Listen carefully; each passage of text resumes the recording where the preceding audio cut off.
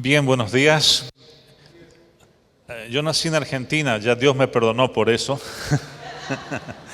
Aunque mi primer idioma fue el ucraniano y el ruso, porque vivo más años fuera de Argentina que en Argentina.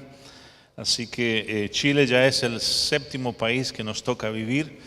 En estos años hemos estado viviendo en varios países y trabajando en proyectos en África, en Europa, en Asia y en las Américas también. Casado, tenemos dos hijas, Karen y Nicole, tenemos dos nietos también, así que ya somos abuelos. Quería decirles que entre uno de los países que vivimos, bueno, en todo este tiempo tuvimos que aprender a movernos en 6, 7 idiomas diferentes, pero yo recuerdo cuando estábamos trabajando con los alemanes y los ucranianos.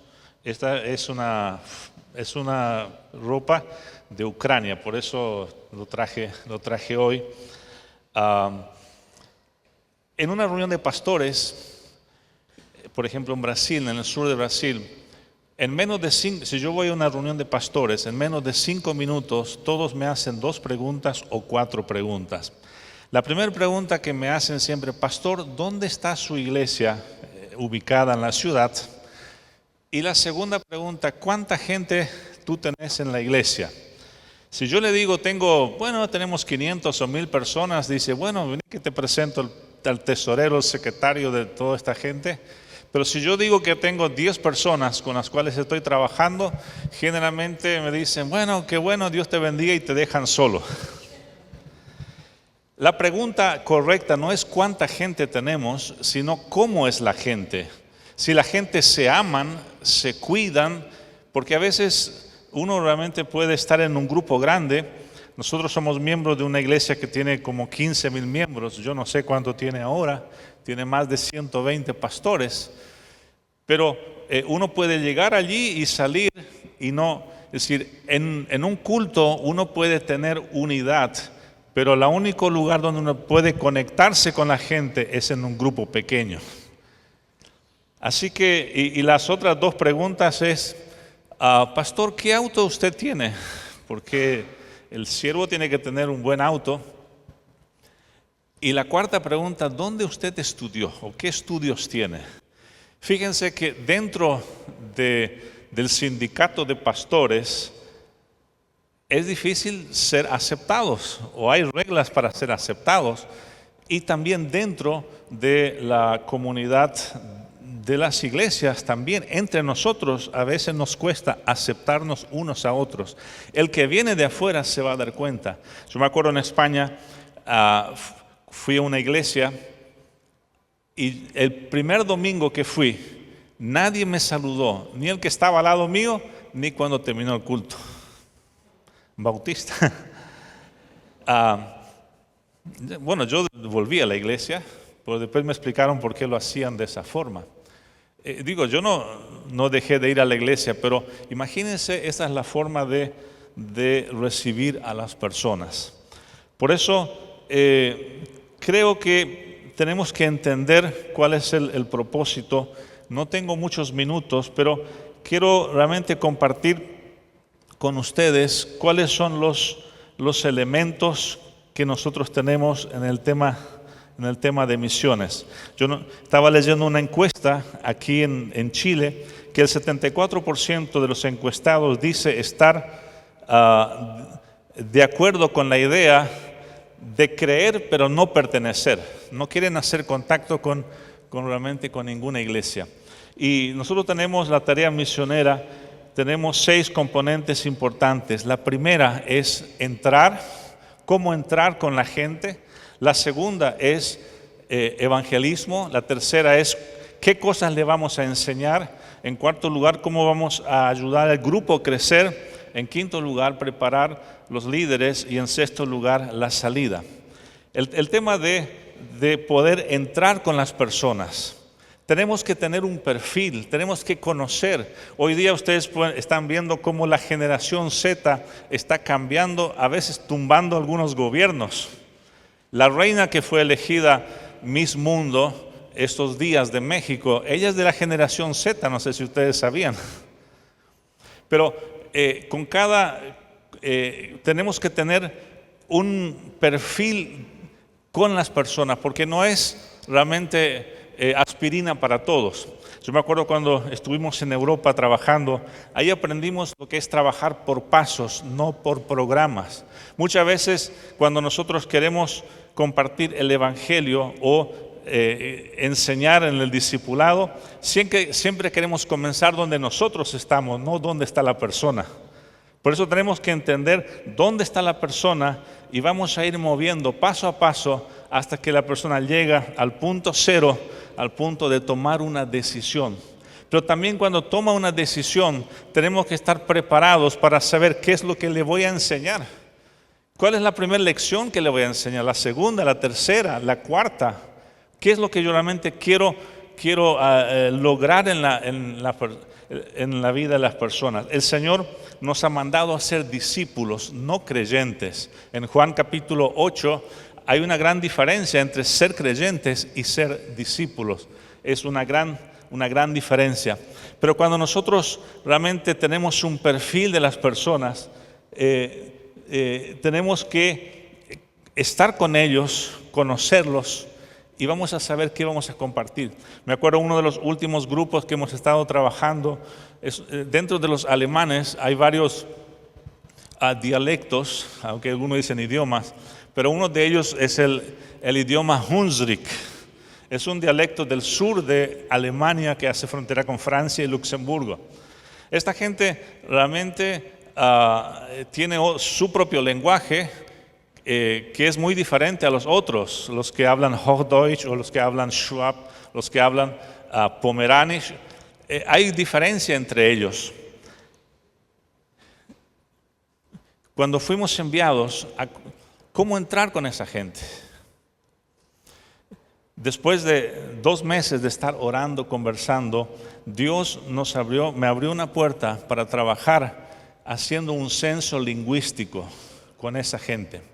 Y eso me abrió puerta para ir casa por casa y conocer. Cuando conocemos realmente a las personas, sabemos qué es lo que por dónde vamos a comenzar.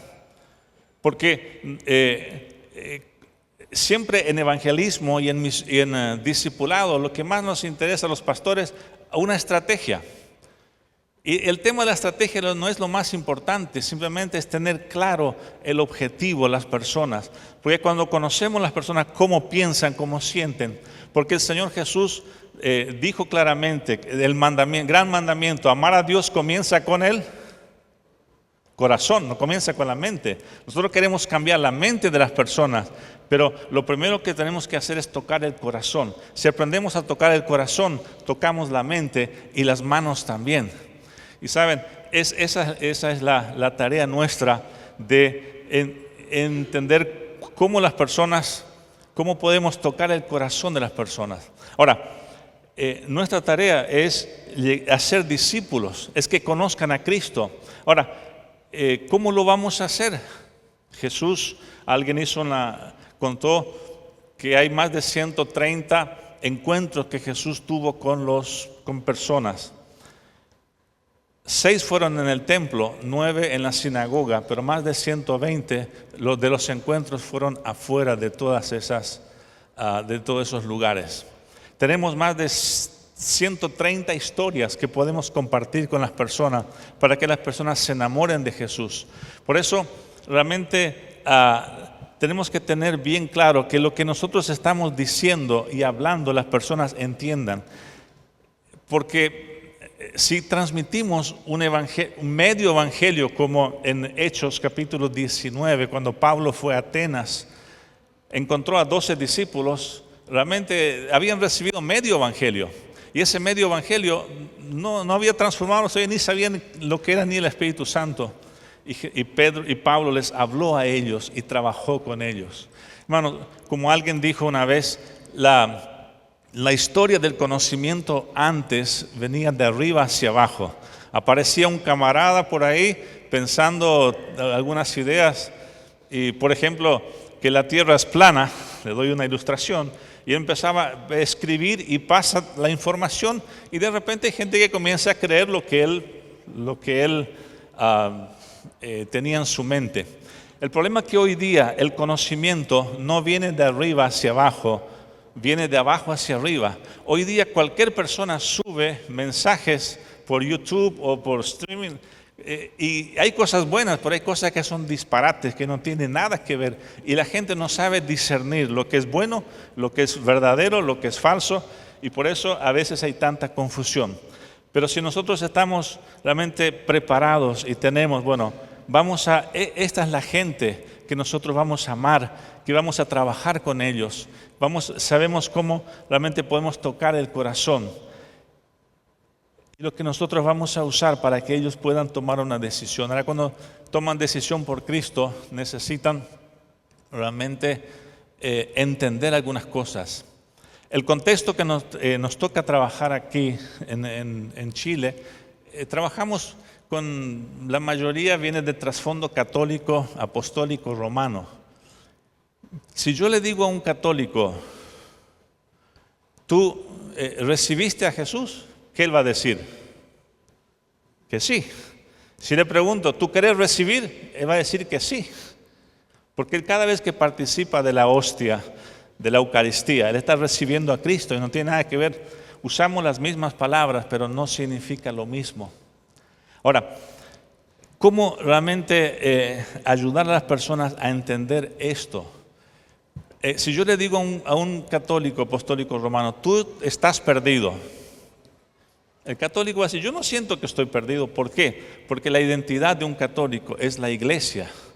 Por eso no quiere salir de la iglesia, porque la iglesia ha estructurado todo un sistema que no necesita de Jesús, tiene los sacramentos. Por eso la gente tiene miedo de ser excomulgado, porque es allí donde recibe la gracia. Y si es excomulgado, no recibe más gracia y se va para el infierno. Por eso tenemos cómo trabajar realmente. Uno de mis profesores, el doctor Lyle, él preparó un plan de salvación, no basado en las 4 leyes espirituales, que es anglo-americano, sino en la palabra vida.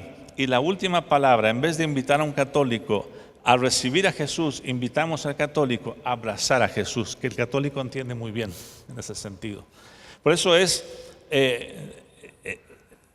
necesitamos entender, la gente que está ahí afuera no quiere hacer un compromiso. En Europa aprendimos esto, la gente no quiere hacer un compromiso con una institución o con algo, pero tiene necesidades espirituales. Por eso tenemos que ir, por eso tenemos que escuchar a la gente, por eso tenemos que tener bien claro cuál es nuestro mensaje. La diferencia es cuando uno tiene un edificio, un templo, una iglesia. La gente viene por 3 razones. Vienen buscando ayuda económica, vienen buscando esperanza, porque tal vez es el único lugar que puede encontrar una palabra de esperanza, y vienen buscando una iglesia porque se mudó a la ciudad. Pero cuando nosotros vamos al campo, la gente no viene, nosotros tenemos que ir a la gente, tenemos que estar con ellos y realmente allí escuchar. A la gente lo vamos a encontrar en 4 lugares, como alguien le dijo. La gente vamos a encontrar donde viven, donde trabajan, donde pasan su tiempo libre y donde estudian. Donde yo vivo, realmente la gente vive en edificios y es muy difícil entrar donde viven. Tal vez yo no puedo ir donde trabajan, pero yo puedo ver donde ellos sacan sus perros todas las tardes en las plazas, y es allí donde lo voy a encontrar. O donde llevan sus niños a la escuela. Y la estrategia, ¿saben? El apóstol Pablo y los discípulos, Jesús vino a restaurar la casa de Israel. Ese era el propósito de las 10 tribus. Y los discípulos y los apóstoles, cuando estaban con una audiencia judía o hebrea, ellos siempre comenzaban con las escrituras. Pero Pablo, cuando estaba con los griegos, con los gentiles, él nunca comenzaba con las escrituras. Él comenzaba con la naturaleza y terminaba con el mensaje de Cristo. A veces nos trovamos con la palabra de Dios, con la Biblia, a gente que nunca leyó la Biblia y no tiene ni idea, ni lo que es Juan 3:16 o todos estos textos. Por eso tenemos que entender dónde está la persona en su momento y poder ayudar a que puedan, a través de las historias de encuentro con Jesús, puedan sus vidas ser transformadas. Tengo 5 segundos para terminar. Así que ni empecé, miren, por eso esta materia de evangelismo y misiones, en algunos seminarios enseño una semana 45 horas, 47, así que